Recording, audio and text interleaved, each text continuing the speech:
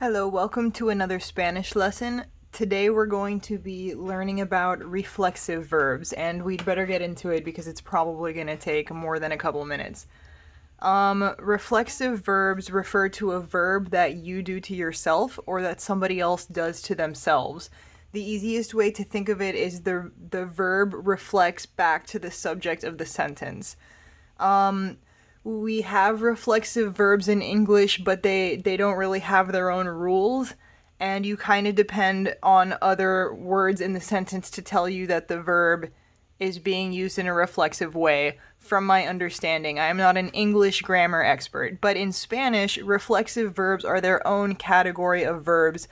The rules for conjugating them are a little different from regular verbs, so that's what we're going to go over, but they are super important to learn because they're very common in Spanish. The good news is they are not that hard. Once you learn the rules for them, you're going to find that you hear examples and it's going to become easier and easier. So we're going to go over the rules today. And don't be worried if you feel a little overwhelmed, because just keep those rules in the back of your mind, even if you're not 100% sure of them, because the more examples you hear, you're going to develop an intuition of how to use them and how to understand them, without necessarily needing to be a grammar expert. But it is important to hear those rules first, so you at least know what you're working with and you're not just confused when you hear them. Alright. So what is the subject of a sentence? What is the object of a sentence? The subject of a sentence is this part of the sentence that's doing a verb. So usually in a sentence you'll have at least a subject and a verb and sometimes an object.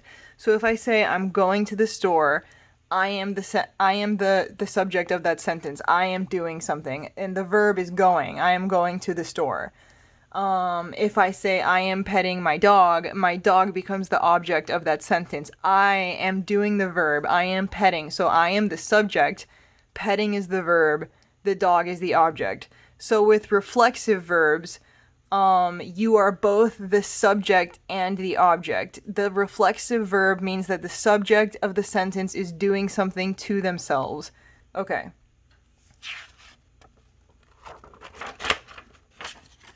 So you already know how to conjugate verbs in the present tense. So if you look over here at this example of a reflexive verb, if I cover up this part of the word right here, the SE at the end, you'll see a classic Spanish IR verb. How you conjugate that part of it is not going to change. The only new thing you need to learn is what to do with this SE at the end. This SE is called the reflexive pronoun. That is the part of the verb that tells you that it's reflexive and tells you that this verb is being done by the subject to the subject. So with these reflexive verbs, because the subject and the object are the same, the reflexive pronoun you use is always going to match the conjugation of the main part of the verb. So sentir, we know how to conjugate this verb. It's an irregular verb, and it's so yo siento. So since it's conjugated in the yo form, you're always going to use the reflexive pronoun for yo. The reflexive pronoun and the conjugation in the main part are going to match. So let's learn what these reflexive pronouns are. For yo, it's me. That's me, not me. For tú, it's te. For él or usted, it's se. Nosotros becomes nos. Vosotros is os. And ellos or ustedes is also se. The plural and singular versions are the same. So let's conjugate this reflective verb sentirse. So sentirse means to feel. This may be confusing as a first example of a reflexive verb because you don't really think of feeling as something that you do to yourself, but think of it as your state of mind. It's internal. You're creating your own state of mind in a way. So in Spanish, sentirse, to feel, is a reflexive verb. Grammatically, you're saying it as if you're doing it to yourself or somebody's doing it to themselves. Okay, so yo becomes me siento, I feel. Tú te sientes, you feel. Él se siente, he feels. Usted se siente, you feel. Nos sentimos, we feel. Os sentís, you all feel. Ellos se sienten, they feel. Let's go over some of the most common reflexive verbs in Spanish, and I think that some of the more physical verbs are going to help you understand better grammatically how to use them. But these are the most common ones that I would say you should probably know right off the bat, and will help you start to build your vocabulary. Irse means to leave. So ir is by itself is not a reflexive verb. These are two different verbs. Ir means to go. Irse means to leave. This happens all the times in songs. If you know this verb, you'll know half of all songs in Spanish. Acordarse means to remember. Olvidarse means to forget. Sentirse means to feel. Cepillarse means to brush, like your teeth or your hair. Arreglarse means to fix up, like you fix up your clothes or something. Fijarse means to notice or to focus on. Preocuparse means to worry. Afeitarse means to shave. Sentarse means to sit. Levantarse means to get up. Despertarse means to wake up. Darse cuenta means to realize. Quejarse means to complain. So you'll see that some of these verbs are kind of referring to a mental state or something internal, while other verbs are more actions that you can do to yourself. I promise you're going to develop an intuition for understanding reflexive verbs and for using them. These are words that honestly you hear very, very often, so you're going to find that it may be a little intimidating right now, but it's not going to be a big deal. And once you learn about these words, it's going to perhaps answer a lot of questions or confusions that you've had in the past if you did not already know how to use reflexive verbs. So, as I mentioned before, the main part of the verb, the AR, IR, or ER part of the verb, conjugating that is going to follow the same rules that it always does. So you already know how to conjugate verbs. The only new thing you're going to have to learn is how to use that reflexive pronoun. And it doesn't change based on the tense. It doesn't change based on present tense, past tense, nothing like that. The only thing that you need to remember is where it goes. So there's a couple rules. For gerunds or infinitives, you know what an infinitive is. It's the AR, IR, ER version of the verb. In English, it would be to go, to jump, to run, to write. That's the infinitive. It's not conjugated. Gerunds in English, that's the ing version. Like I am writing, I am jumping. In Spanish, it's the same thing. It's usually it ends with ando or endo or something like that. You'll see in the example. Don't worry too much about the gerund part of it right now. We can go over that a different time. So for gerunds or infinitive, the pronoun can go before or after the main verb. For affirmative commands, it always comes after. This is the only one that you really need to worry about. For affirmative commands, the pronoun always goes after the verb. For negative commands, it goes before the verb, and for all others, it goes before. So notice that for number 1, it can go before or after. For 2, it has to go after.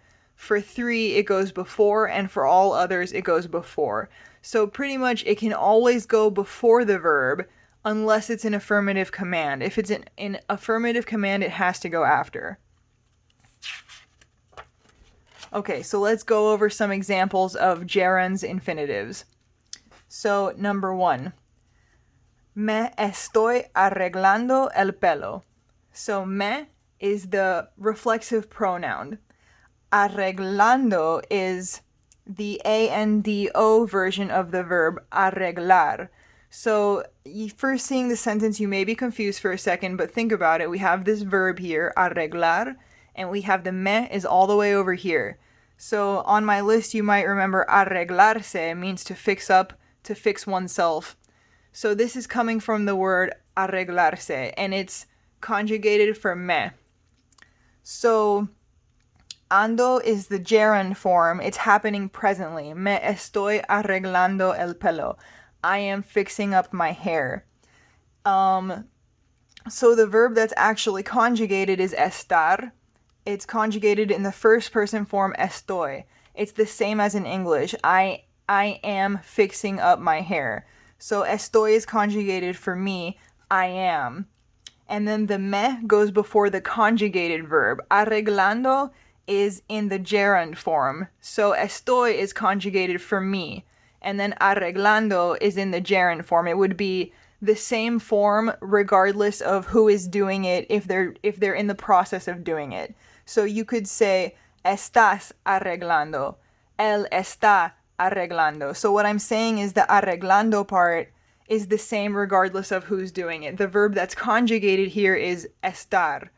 So the me goes before the verb that's conjugated. Me estoy arreglando el pelo. I am fixing my hair. 2. Me voy a afeitar la cabeza. So we have the verb over here in the infinitive form. So the last one was an example of a gerund. This one is an example of the infinitive form. Afeitarse, you may remember, means to shave. So afeitarse means to shave. The conjugated verb here is voy. I am going to. So me voy a afeitar. Me is the reflexive pronoun. I am going to shave my head. In Spanish, when you're using the reflexive verb, you don't also have to say my head. You just say the head, and it means my head. So, me voy a afeitar la cabeza. I am going to shave my head. The me goes before the conjugated verb. So as we know for this rule, it can go before or after. So, 3. Estoy arreglándome el pelo. This is also equally correct. It can go before or after for gerunds and infinitives. So this, at first glance, this looks like a really long word and it looks scary. But all this is arreglar, turned into arreglando, which means fixing. And then the me goes right on the end. It becomes one word. So when it comes before, it's a separate word. If you put it on the end, it's tagged onto the same word and it becomes one word. Estoy is conjugated, I am. Estoy arreglándome el pelo. I am fixing my hair. And the last one, voy a afeitarme la cabeza. So here's the infinitive form, afeitar. That's not conjugated because you're saying voy a, which means I'm going to do something, which you use the infinitive after that. So voy is conjugated. We could put the me before or after, but in this example, we're going to put it after. And when it gets put after, it gets tagged on to the word and becomes a longer word. Voy a afeitarme la cabeza. It means the same thing. I am going to shave my head. Both ways of saying that are equally correct. Okay. So for affirmative commands, we remember the reflexive pronoun has to go after. And as we just learned, when it comes after, it's going to get tagged onto the word and become a longer word. So what is an affirmative command? It's probably what you think it is. It's when you're telling somebody to do something. Okay, so let's go through some examples. And this is very useful. You can all learn to be bossy and tell each other what to do. Okay, number 1. Arréglate el pelo. So we're going to have to probably have a separate video on commands because commands have their own grammatical rules. So don't worry about that too much right now. What you need to remember is that te is going on to the end of the conjugated verb. If, like I said, just to be a little clearer, if you're a little confused about exactly how the arreglar part is conjugated, don't worry about that right now. Just focus on where the reflexive pronoun is going. So number 1, arréglate el pelo. That means fix your hair. I am telling you to do something. I am telling you to fix your hair. Fix your hair. Arréglate el pelo. 2, afeítate la cabeza. Shave your head. 3, levántate de la cama. Lift yourself up out of the bed. Get up. Get out of bed. Levántate. That means get up. 4. Sentémonos. So this is a command for multiple people, for us, for we. Let's sit down. Let's sit down. You could say let's sit down and talk. Sentémonos is a command conjugated for the us form. Let's sit down. Sentémonos. That nos is the reflexive pronoun for we, and it is getting tagged on to sentémonos. Okay? Number 5. Damas y caballeros, siéntense. So remember the ustedes form also uses se as the reflexive pronoun. Sienten, that kind of sounds familiar to you. The en is usually the ellos form or the ustedes form, right? So siéntense. That's how you would give the command for the ustedes form if you're telling ustedes to sit down. Siéntense. And damas y caballeros, that means ladies and gentlemen. So you can kind of see that this is the formal version. You might hear this in a theater. You might hear this in some kind of a show. Your teacher might say this at school. Siéntense. That's how you give the command for a large group. Well, doesn't matter how many, but for a group of people to sit down. And sitting is a reflexive verb. So it is siéntense. That se is important. Okay. For negative commands, the reflexive pronoun goes before the verb. So, like I said, we're going to have to do a video just about how to give commands. So for now, just pay attention to where the reflexive pronoun is. For negative commands, it goes before the verb. So number 1, no te afeites la cabeza. Don't shave your head. 2, no te pongas así. Don't be like that. So ponerse is a reflexive verb being like kind of working yourself up, getting in a mood. Ponerse, you could use it for somebody gets worked up, the way that somebody reacts to something. So no te pongas así means don't be like that. And this might look a little unfamiliar to you, but this is from poner, which means to put. But in this context, it means to become a certain way mentally. 3, no te sientes ahí. Don't sit there. No te sientes ahí. So the te goes before the conjugated verb. Don't sit there. Alright, and let's just go through a few more general examples, and we'll call it a day for today. Number 1. Me cepillo los dientes cada mañana. I brush my teeth every day. So you can see that, remember, cepillarse means to brush. You can use it for your teeth or your hair. The reflexive pronoun goes before, in this case. Me cepillo los dientes cada mañana. Dientes is teeth. Like I mentioned before, for hair, los dientes kind of sounds like the teeth grammatically, but because we're using it in a sentence with a reflexive verb, we know it means my teeth. Me cepillo los dientes cada mañana means every morning. 2. ¿Por qué te fuiste? So, fuiste is the past tense version of ir, to go. And fuiste is conjugated in the second person, so you go, in the past tense. So, but it's te fuiste, so it's the reflexive version of ir. It's irse, which means to leave. So, ¿por qué te fuiste means why did you leave? This could be why did you leave the party? It could be why did you leave me? Like talking about a relationship. Most often, if you hear this in songs and poems, it's going to be talking about a relationship. But you can also just use this verb to say, I left the party, I left wherever you're leaving. You can use it. Honestly, this sentence, I included it here because you're going to hear this nonstop in music, in poetry, in movies. You speak Spanish. This is all you need. This one sentence right here. ¿Por qué te fuiste? You speak Spanish. Go. You guys are ready. You graduated. Okay. 3. Me tengo que ir. So here, the te went before the verb. Here, ir is in the infinitive, and tengo is I have to.